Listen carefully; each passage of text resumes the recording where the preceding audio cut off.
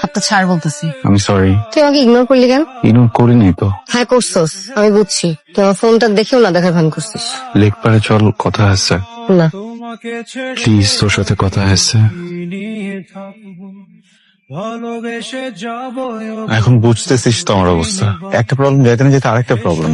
Problem আসতেই থাকবে, প্রবলেমের শেষ কখনোই হয় না। হ্যাঁ, এই জন্য না আমি যখন একটা বিষয়ে ফোকাস থাকতে চাই, সলুনটা খুলতে চাই। আমি জানি তো।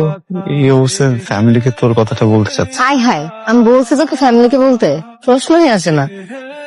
আমি খালি চাই তুই সব ঠিকঠাক। তাইলে আমি জানতে চাই তোর থেকে। কি কি বলবো আমি? তোর তো বয়ফ্রেন্ড আছে। কি নাই? তাইলে কি? কি জানতে চাস? এই যে এইটা আমরা কিছু হবে নাকি না, তোর মনে কিছু আছে নাকি নাই, এতটুকুই। আমি এখন সব মেনে নিতে পারি, কিন্তু আমার আগে থেকে জানা লাগবে। আর কোনো সারপ্রাইজ চাই না।